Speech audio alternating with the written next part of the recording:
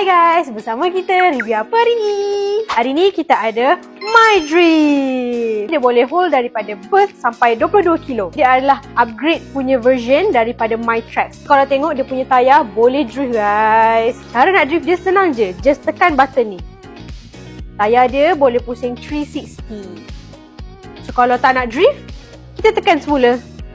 Canopy dia adalah UPF 50 and dia ada extendable. Tutup habis. Dia pun ada peekable window. Selain tu, dia ada air mesh dari dekat tepi, dekat sini pun ada. So, dia ada better airflow ventilation. So, ini adalah recline level dia yang paling tegak dan ni adalah paling flat. Leg rest dia ada 2 level, bawah sekali dan macam ni. So, ambar dia pula boleh buka dan dia boleh berpusing-pusing. Lepas tu, dia boleh buka dua-dua. Dia pun ada 5-point harness. So, kalau baby duduk dalam ni, dia tak adalah tergolong. So, make sure pakai harness tau. Tengok dia punya basket. Besar kan?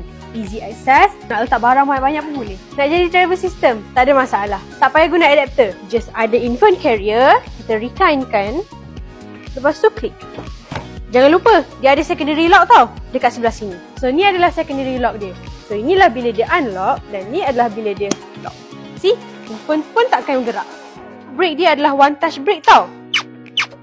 Handlebar dia leatherette and dia ada 3 level. 1, 2,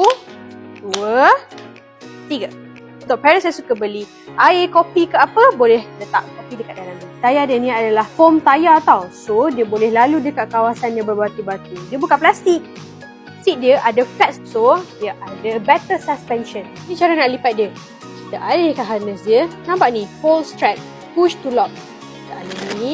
Nampak ada button push ni. Kita tekan dan kita tarik tali. Senang nak full, lepas tu dia freestanding. Atas ni boleh jadikan dia tarik macam luggage.